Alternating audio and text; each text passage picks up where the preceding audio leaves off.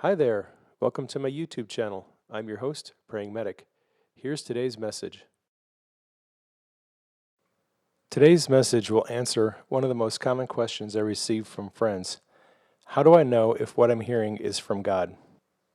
It's a really good question, and I wrote an article on this subject some time ago and posted it on my website, prayingmedic.com. A woman who goes by the name of Barefoot Dreamer 59 liked the message so much, she recorded it and uploaded it on her YouTube channel. Well, I found it yesterday, and I really liked it, so I downloaded her video and I'm going to post it here. If there's something that I've written, whether it's a chapter from my book, an article, or even a Facebook status that really inspired you, and you want to read it and upload it as a video, go ahead and do that and send me a link.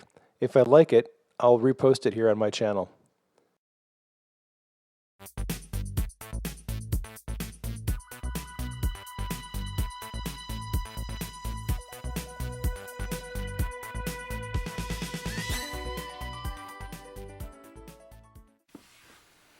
Hi guys! Yee! It's so good to be back. So, I like to be original, if you hadn't, figured that out about me already. But I found this article that I really love, so I'm going to share it with you.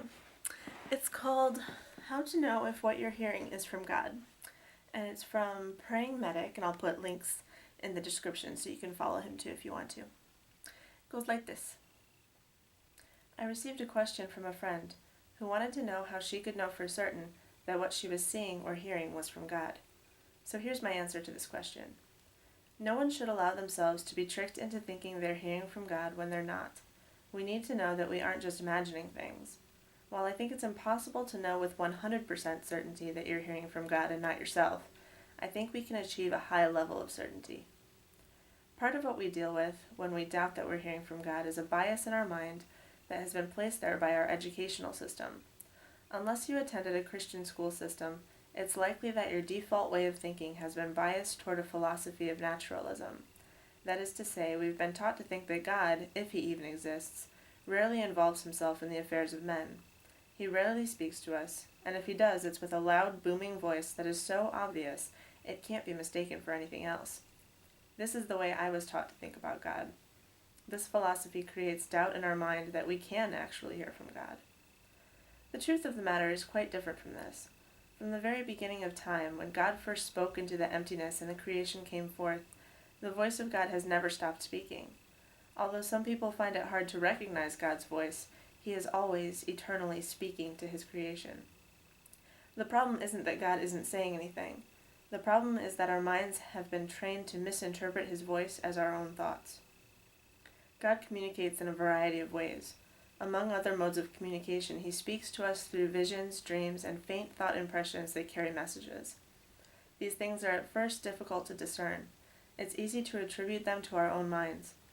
But here's the thing I noticed about God's visions and thoughts that allows me to distinguish them from my own. I've been traveling around the sun for half a century. In that time, I've come to know my own way of thinking pretty well. When someone quotes me on Facebook and I see it, I recognize where the thought came from. If someone copied and pasted one of my articles on their Facebook page and I read it, I would immediately recognize it as mine. If someone posted one of my pencil drawings on their page, I would spot it and know that it was mine. I recognize my own thoughts when I hear them. I recognize the creative visual material of my own mind when I see it.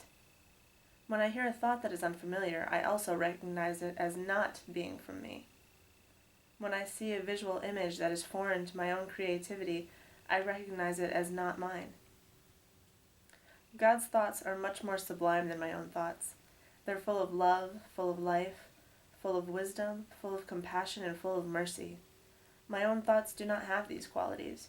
When I have a thought that oozes those qualities, I know it did not come from me.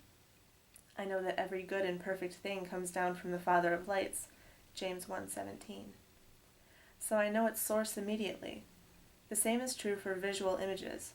God's images are full of beautiful, inexpressible colors, textures, patterns, and light. They are often very unearthly in appearance. Not always, but most of the time. My mind doesn't conjure up such images. So again, when I see these, I know the source can't be me, so it must be God. Half the battle of knowing that what you're seeing or hearing is from God is simply a matter of knowing that it isn't from you. The other part of the equation is faith. While it would be great to know with absolute certainty that what we're seeing or hearing is from God, His kingdom doesn't work that way. Everything we do in the kingdom is done by faith. We prophesy by faith, we heal by faith, we raise the dead by faith. Faith is trusting that the revelation we're receiving is from God, not knowing for sure it's from Him, but trusting that it's from Him. The more you prophesy, the more your faith for prophecy grows. The more you heal, the more your faith for healing grows. The more you walk on water, the more your faith for walking on water grows. The confirmation that you're hearing God accurately is when you examine the fruit of it. You get an impression that a stranger has back pain, and you ask them about it, and they confirm that they do have back pain. The revelation is confirmed. You are hearing from God. You might get an impression that you should enter a store and speak to the person working behind the counter about a death in their family. If you go in and talk with them and learn that their mother just passed away and you're able to comfort them, the revelation is confirmed. You're hearing from God.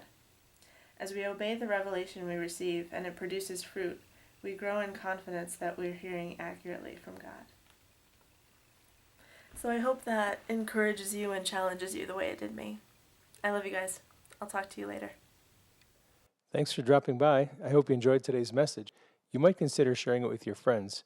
You can do that through the links provided below the video.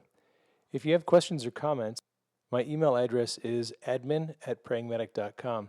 If you haven't visited my website, I have a lot of articles and videos there that you might want to check out. It's www.prayingmedic.com. You can also connect with me on Facebook and Twitter. Thanks for dropping by, and I hope you'll consider subscribing to my channel.